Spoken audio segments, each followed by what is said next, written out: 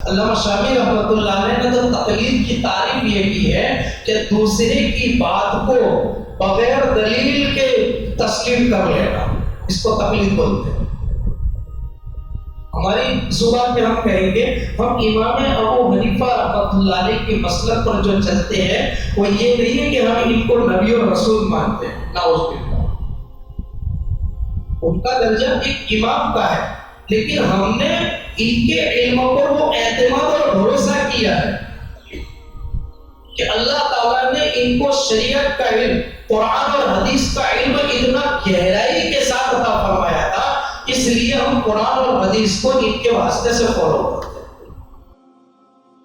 بسم اللہ الرحمن الرحیم، فاسألوا اہل الذکر ان کنتم لا تعلمون، وقال النبی صلی اللہ تعالی علیہ وسلم من يريد الله به خيرا يفقهه في الدين، او كما قال عليه الصلاة والسلام، صدق اللہ العلی العظیم۔ محترم عزیزوں، نوجوانوں، بزرگوں، حضرت مفتی ابو القاسم نعمانی دامت برکاتہ جو دارالعلوم دیوبند کے شیخ الحدیث بھی ہے اور محتمیم بھی ہے، پچھلے سال ان کا ایک مضمون آیا تھا۔ حضرت نے اپنے مضمون میں یہ بات لکھی ہے کہ اس زمانے کے اندر امت کے اندر جو سب سے بڑا جو فتنہ ہے وہ کون سا ہے جو لوگ پھیلا رہے ہیں؟ وہ سب سے بڑا فتنہ یہ ہے کہ عوام کا علماء سے رابطہ اور کانٹیکٹ ختم کر دیا جائے۔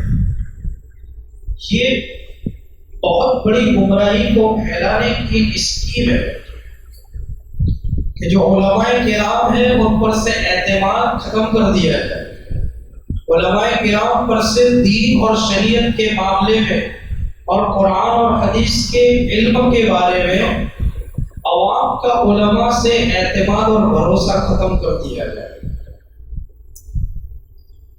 حالانکہ قرآن کریم اس بات کی وضاحت کرتا ہے فَاسْأَلُوا أَهْلَ الذِّكْرِ إِن كُنتُمْ لَا تَعْلَمُونَ، تم اہل علم سے وہ باتیں پوچھو جن کا تمہیں علم نہیں ہے، وہ مسائل کا علم علماء سے معلوم کرو، پھر اس پر عمل کرو جو مسائل کا علم آپ نہیں جانتے۔ اسی طرح دوسری جگہ قرآن مجید میں اللہ تعالیٰ نے فرمایا یا ایھا الذین آمنوا اطیعوا اللہ واطیعوا الرسول واولی الامر منکم، ایمان والو اللہ کی اطاعت کرو، اللہ کے رسول کی اطاعت کرو اور صاحب اختیار لوگوں کی اطاعت کرو جو علم اور فضل کا کمال رکھتے ہیں، یعنی علماء کی بات کو مانو، تسلیم کرو۔ اللہ کے نبی علیہ الصلوۃ والسلام حدیث پاک میں یہ بات ارشاد فرماتے ہیں کہ جس کے ساتھ اللہ تعالیٰ خیر اور بھلائی کا معاملہ کرنا چاہتے ہیں اللہ تبارک و تعالیٰ اس کو جو ہے فقاہت کا علم عطا فرماتے ہیں، اس کو مسائل کا علم عطا فرماتے ہیں اور دین کی سوجھ بوجھ عطا فرماتے ہیں۔ یہ آج کے اس بیان کا جو ہے مقدمہ ہے۔ دور نبوی میں تمام لوگ اور امت جو ہے نبی کریم صلی اللہ علیہ وسلم سے اپنے مسائل کا علم حاصل کرتے تھے اور اپنے مسائل کا حل معلوم کیا کرتے تھے۔ اللہ کے نبی علیہ الصلوۃ والسلام بذریعہ وحی یا قرآن اور حدیث سے استنباط کر کے مسائل کو نکال کر امت کی رہنمائی فرمایا کرتے تھے۔ پھر جب صحابہ کا دور آیا تو صحابہ کرام میں کچھ مخصوص لوگ تھے جن کو اللہ تبارک و تعالیٰ نے دین کی سوجھ بوجھ عطا فرمائی تھی، مسائل کا علم بہت اعلیٰ پیمانے پر عطا فرمایا تھا، تو دوسرے صحابہ ان مخصوص صحابہ سے مسائل کا علم حاصل کرتے، دین کی بات اور شریعت کی بات معلوم کرتے، پھر اس پر عمل کرتے تھے۔ اور دوسرے صحابہ جو اپنے اپنے علاقوں میں رہتے تھے وہ اپنے اپنے علاقوں کے اندر وہاں کی عوام کی دین اور شریعت کی لائن سے رہنمائی کرتے تھے۔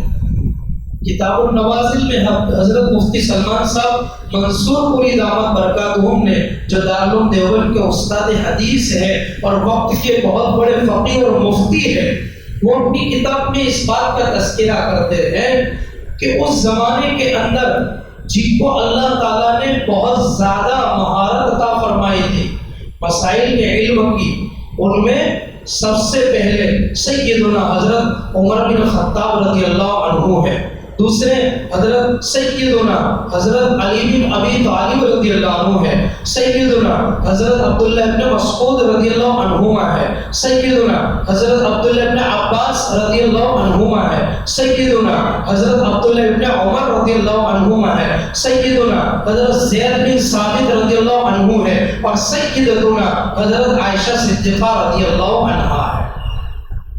یہ وہ صحابہ کی جماعت ہے جن کو اللہ تبارک و تعالیٰ نے بہت زیادہ مہارت عطا فرمائی، دین کی سوجھ بوجھ عطا فرمائی۔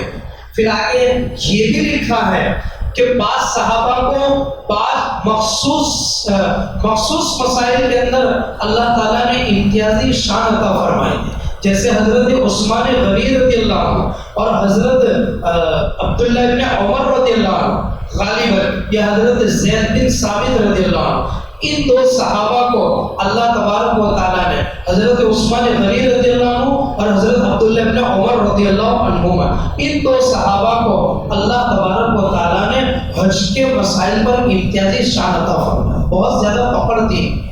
اسی طریقے سے حضرت عائشہ صدیقہ رضی اللہ عنہ اور حضرت زید بن ثابت رضی اللہ عنہ، ان دونوں کو اللہ تبارک و تعالیٰ نے علم الفرائض، یعنی انسان کے مرنے کے بعد وراثت کی ملتک تقسیم کیسے ہوگی، اس کا جو ہے زبردست علم اور ملکہ عطا فرمایا۔ پھر آگے لکھا ہے کہ پوری دنیا کے اندر سب سے زیادہ جن 4 صحابہ کا علم دنیا میں پھیلا اور لوگوں نے ان کے علم سے خوب فائدہ اٹھایا، ان میں سب سے پہلے حضرت عبداللہ بن مسعود رضی اللہ عنہما آتے ہیں کہ عراق کے لوگوں نے ان کے علم سے فائدہ اٹھایا، اور ہمارے حنفی مسلک کی اساس اور بنیاد اور فاؤنڈیشن جو ہے وہ حضرت عبداللہ بن مسعود رضی اللہ عنہما کی روایات ہے۔ اور اسی طریقے سے حضرت عبداللہ بن عمر رضی اللہ عنہ اور حضرت زید بن ثابت رضی اللہ عنہما، ان دو صحابہ کا علم جو ہے مدینے میں پھیلا اور مدینے کے لوگوں نے ان کے علم سے فائدہ اٹھایا، اور حضرت عبداللہ بن عباس رضی اللہ عنہما، ان کے علم سے مکہ کے لوگوں نے فائدہ اٹھایا۔ یہ بات یہاں ختم ہو جاتی ہے۔ اس کے بعد جو تابعین کا دور شروع ہوتا ہے، اماموں کا دور شروع ہوتا ہے، اس دور کے اندر امام اعظم حضرت امام ابو حنیفہ رحمۃ اللہ علیہ کا دور آتا ہے۔ لکھا ہے کتابوں میں سن ہجری 80 کے اندر کوفہ میں ان کی پیدائش ہوئی، سن ہجری 80 کے اندر کوفہ میں ان کی پیدائش ہوئی۔ ایسے وقت میں ان کی پیدائش ہوئی کہ جس موقع پر کوفہ کے اندر بہت سے صحابہ حیات تھے، اور لکھا ہے فتاوی قاسمیہ کے اندر کہ 7 صحابہ سے انہوں نے ملاقات کی ہے اپنی زندگی کے اندر۔ تابعی بولتے ہیں اس کو کہ جو کسی صحابی کی صحبت ایمان کی حالت میں تھوڑی دیر اختیار کر لے، اس کو کیا بولتے ہیں؟ تابعی بولتے ہیں۔ جو شخص ایمان کی حالت میں تھوڑی دیر کسی صحابی کی صحبت اختیار کر لے، اس کو تابعی بولتے ہیں۔ تو متفق علیہ حضرت امام اعظم ابو حنیفہ رحمۃ اللہ علیہ یہ تابعی ہے۔ لکھا ہے کہ ان کی جن صحابہ سے ملاقات ہوئی ان کی تعداد 7 ہے، اور امام یافی رحمۃ اللہ علیہ خاص طور پر 4 کا ذکر کرتے ہیں۔ حضرت انس بن مالک رضی اللہ، حضرت ابو اوفا رضی اللہ عنہ، حضرت عبداللہ بن ابی اوفا رضی اللہ عنہ، حضرت سہل بن سعد رضی اللہ عنہ اور حضرت ابو طفیل رضی اللہ عنہ، یہ 4 صحابہ وہ ہیں جن کا اللہ حضرت امام اعظم ابو حنیفہ سے باقاعدہ ان کی صحبت اختیار کی، ان کی زیارت اور ملاقات۔ ٹوٹل اور جو ہے سنکھیا جو ہے تعداد کل ملا کر وہ 7 ہے۔ امام اعظم ابو حنیفہ رحمۃ اللہ علیہ کو اللہ تبارک و تعالیٰ نے بہت زبردست علم عطا فرمایا۔ لکھا ہے کتابوں میں کہ 4000 سے زیادہ ان کے شیوخ ہیں جن سے انہوں نے علم حدیث کو حاصل کیا، 4000 سے زیادہ ان کی تعداد۔ اور اللہ تبارک و تعالیٰ نے ان کو زبردست ریاضت یعنی بہت زیادہ اللہ کی عبادت کرنے والے، بہت زیادہ اللہ سے لو لگانے والے، راتوں کو جاگ کر اللہ کی عبادت کرنے والے، اور اللہ تبارک و تعالیٰ نے زبردست قسم کا تقوی عطا فرمایا تھا، بہت زبردست قسم کے وہ عبادت گزار تھے، اور اسی طرح اللہ تبارک و تعالیٰ نے فقاہت کا علم عطا فرمایا تھا۔ قرآن اور حدیث سے مسائل کو استنباط کرنے کا ایک عجیب قسم کا ملکہ اللہ تعالیٰ نے امام اعظم ابو حنیفہ رحمۃ اللہ علیہ کو عطا فرمایا تھا۔ لکھا ہے کتابوں میں کہ ان کا جو تقوی کا عالم تھا وہ ایسا تھا کہ ایک مرتبہ کوفہ کے اندر کچھ لٹیروں نے بکریوں کو چرا کر کوفہ کے بازار کے اندر بیچ دیا، اور کوفہ کی بکریوں کے ساتھ ان کو گدگد کر دیا گیا، ملا دیا گیا۔ اب لوگوں کے لیے ان کی پہچان کرنا مشکل ہو گیا کہ کوفہ کی بکریاں کون سی اور جو لٹیرے لوٹ کر جو بکریاں لائے وہ کون سی ہے، ان کے درمیان میں فرق کرنا مشکل ہو گیا۔ تو جب اس واقعے کا علم امام اعظم ابو حنیفہ رحمۃ اللہ علیہ کو ہوا تو امام اعظم ابو حنیفہ رحمۃ اللہ علیہ نے اس کے ماہر سے پوچھا کہ ایک بکری کتنے سال تک زندہ رہ سکتی ہے، تو کہا کہ 7 سال تک زندہ رہ سکتی ہے۔ تو 7 سال تک کوفہ میں جب تک رہے بکری کا گوشت تناول نہیں فرمایا۔ ان کے تقوی پر، ان کی تقوی کی شان تھی، اتنے متقی اور پرہیزگار۔ آج میں اور آپ ایسے عظیم امام کی تقلید اور پیروی کرتے ہیں، یہ ہمارے لیے فخر کی بات ہے، ہمارے لیے سعادت اور خیر و برکت کی بات ہے۔ ان کی شان میں امام شافعی رحمۃ اللہ علیہ فرمایا کرتے تھے کہ جتنے لوگ دنیا میں فقیہ ہیں وہ تمام کے تمام امام ابو حنیفہ کی عیال میں سے، یعنی ان کی فیملی میں سے، اور جو آدمی فقاہت میں اور مسائل کے علم کے اندر اپنے آپ کو زبردست قسم کی مہارت حاصل کرنے والا بنانا چاہتا ہو تو وہ امام اعظم ابو حنیفہ کے علم کا محتاج ہے۔ یہی امام شافعی رحمۃ اللہ علیہ ایک مرتبہ اپنے استاد امام مالک رحمۃ اللہ علیہ سے سوال کرتے ہیں کہ آپ نے امام ابو حنیفہ رحمۃ اللہ علیہ کو دیکھا ہے؟ تو امام مالک رحمۃ اللہ علیہ فرماتے ہیں ہاں میں نے ان کو دیکھا بھی ہے، اور قرآن اور حدیث سے کس طرح وہ مسائل کو استنباط کرتے ہیں، استدلال کرتے نکالتے ہیں، اس کا طریقہ بھی بڑی باریکی اور نزدیکی سے دیکھا۔ وقت کے امام ان کے علم کے قائل تھے، اور امام اعظم ابو حنیفہ رحمۃ اللہ علیہ کی کیا شان تھی۔ امام شافعی رحمۃ اللہ علیہ ایک مرتبہ ان کی وفات کے بعد ان کی قبر کے اوپر حاضری دیتے ہیں، جبکہ امام شافعی رحمۃ اللہ علیہ کا خود کا مسلک یہ ہے کہ وہ رفع یدین کے قائل ہیں، تکبیر انتقال ہے، جیسے رکوع سے اٹھے تھے ہاتھ اٹھاتے ہیں، سجدے سے اٹھے تو ہاتھ اٹھاتے ہیں۔ رفع یدین کا مطلب ہوتا ہے، میں اپنی زبان میں سمجھا جاتا ہوں، رفع بولتے اٹھانے کو، اور یدین یعنی دونوں ہاتھ، یعنی دونوں ہاتھوں کا اٹھانا۔ ہمارے حنفی مسلک میں صرف ایک مرتبہ شروع میں تکبیر تحریمہ کے لیے صرف ہم ہاتھ اٹھاتے ہیں، باقی تکبیر انتقالیہ میں ہم ہاتھ اٹھانے کے قائل نہیں ہیں۔ امام شافعی قائل ہے، اور امام شافعی کا مسلک یہ ہے کہ وہ فجر کی نماز میں دوسری رکعت میں رکوع سے اٹھ کر قنوت نازلہ پڑھنے کے قائل ہے، یعنی وہ روزانہ پڑھتے ہیں۔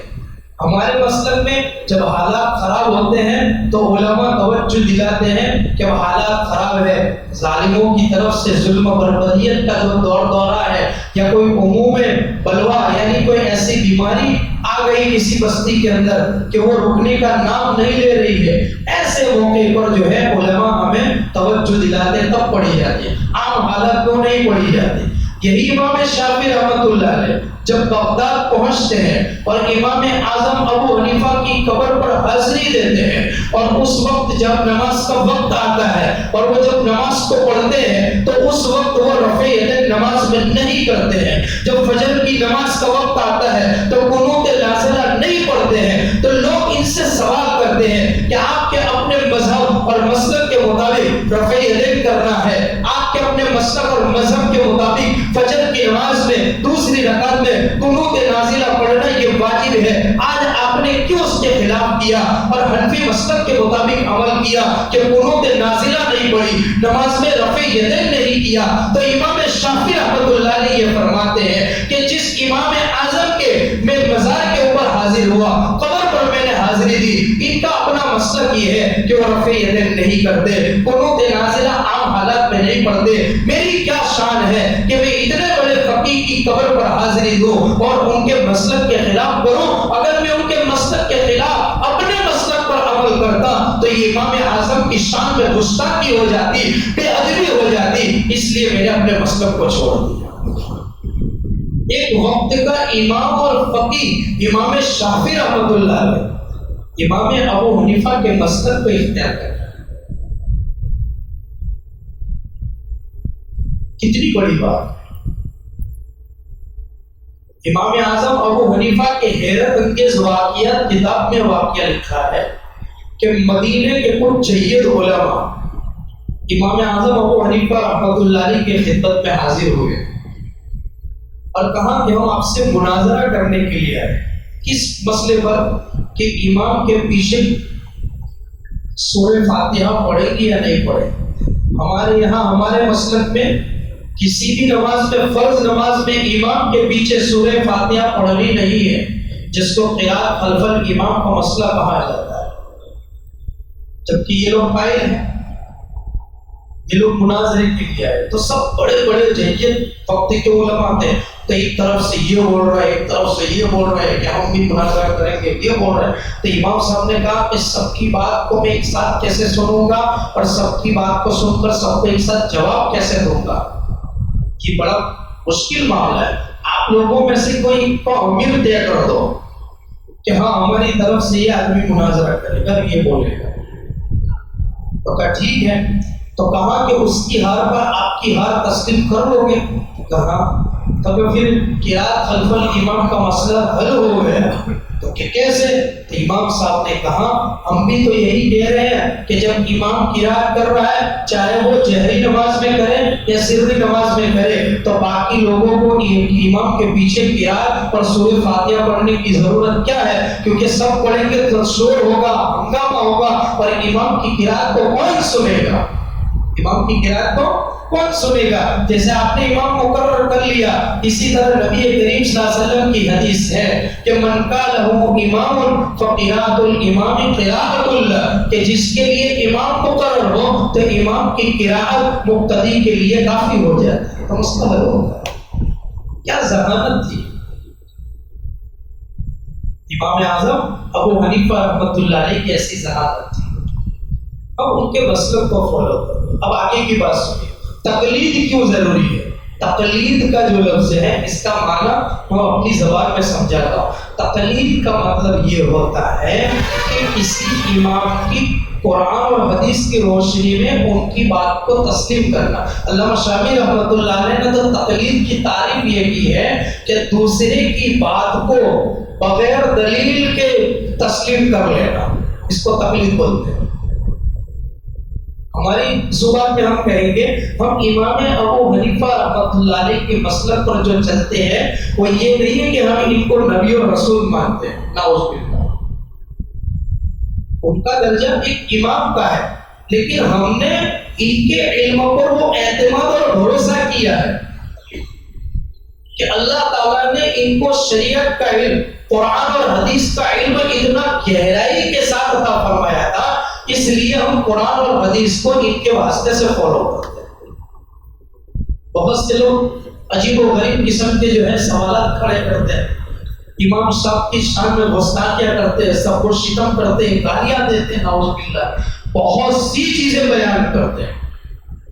میرے پاس اس کا وقت نہیں ہے کہ میں ان چیزوں کو یہاں پر بیان کروں، لیکن ہمیں اطمینان ہونا چاہیے کہ ہم حنفی مسلک پر عمل کرتے ہیں اور حنفی مسلک کو فالو کرتے ہیں، تو گویا ہم قرآن اور حدیث ہی کو فالو کرتے ہیں۔ 1994 کے اندر شیخ الہند ہال کے اندر جو فقہی سیمینار ہوا تھا دیوبند کے اندر، وہاں پر ہمارے ہندوستان کے بڑے بڑے جید علماء کرام جو وہاں پر فقہی سیمینار میں جمع ہوئے، اور انہوں نے اس وقت اس مسئلے پر بھی جو ہے بحث کی اور کہا کہ امت کا اس پر اجماع ہو چکا ہے کہ امت جو ہے 4 اماموں سے کسی ایک امام کو فالو کرے۔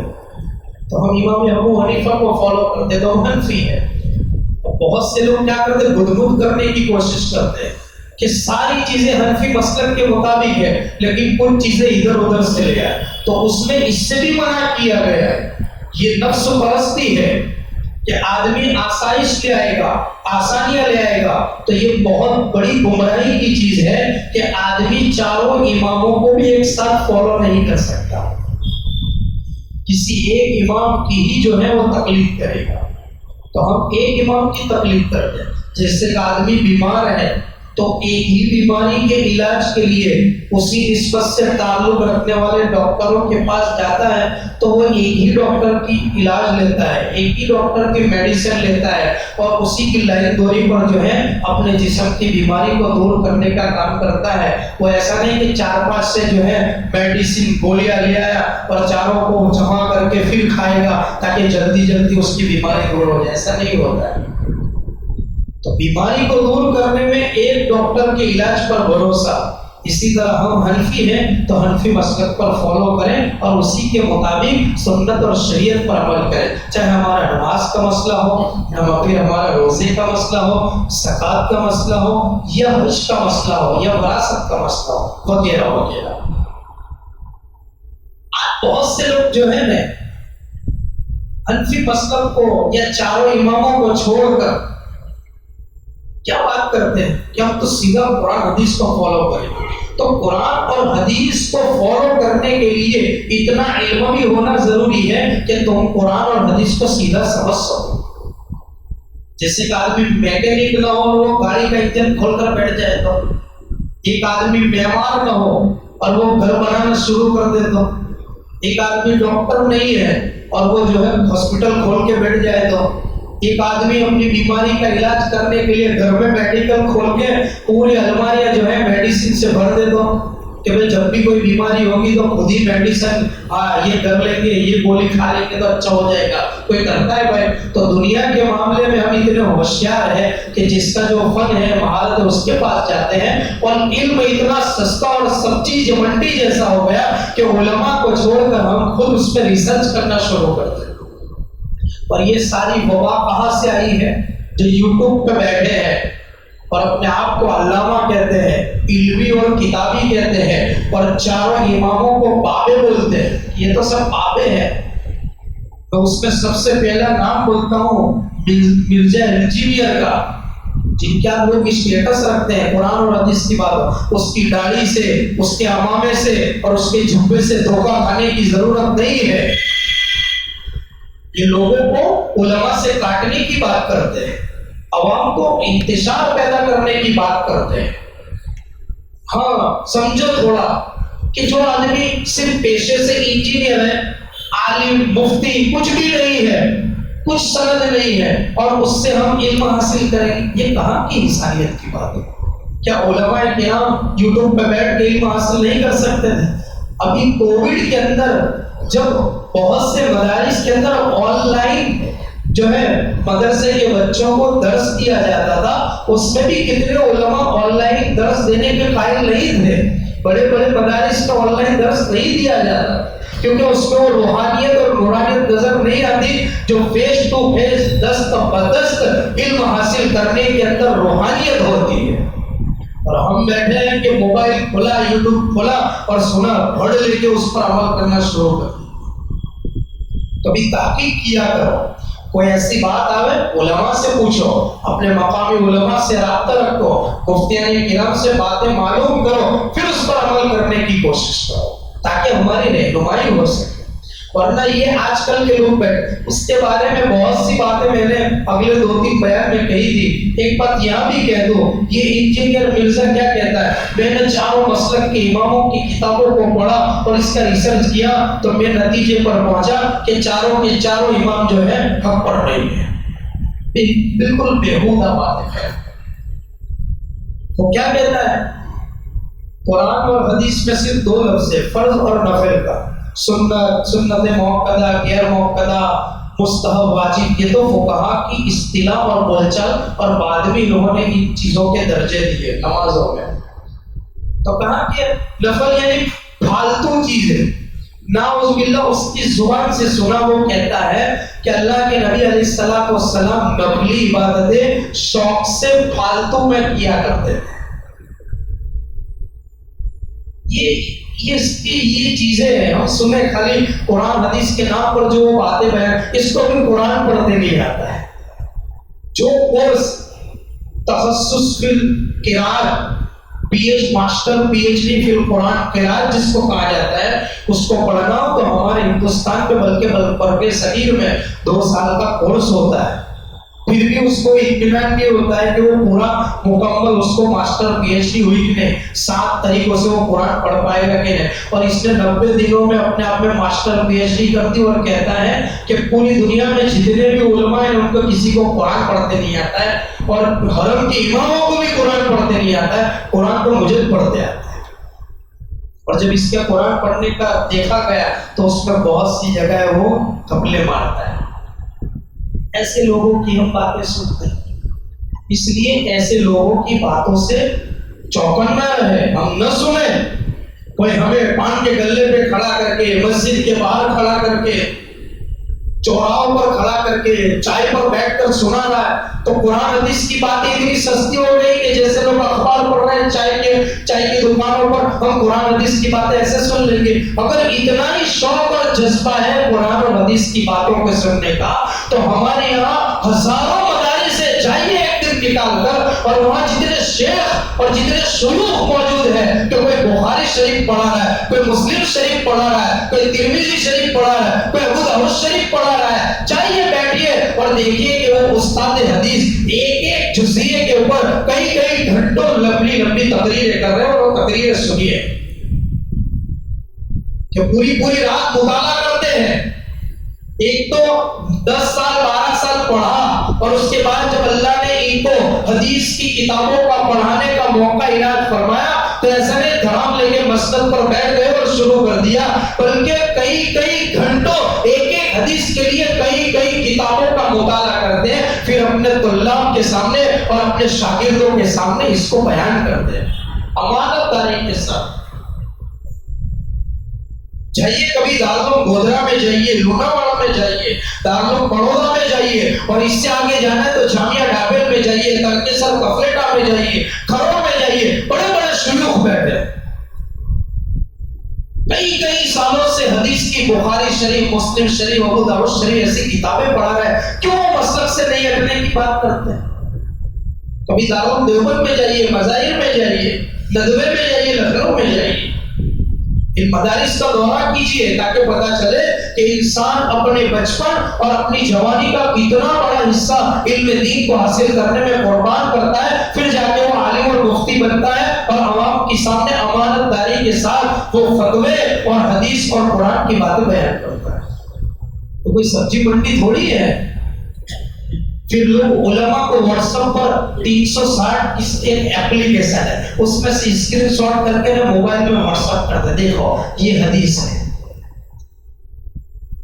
تو نے وہ آج سنی، وہ کب سے سن کے رکھی علماء نے. اسی لیے آج کے حالات پر نظر کیجیے. یہ حالات ان جزیات کے بحثوں میں اور لوگوں کو الجھانے کا وقت نہیں ہے. منفی رہیں گے انشاءاللہ. مسائل میں الجھنے کا کام ہمارا نہیں ہے.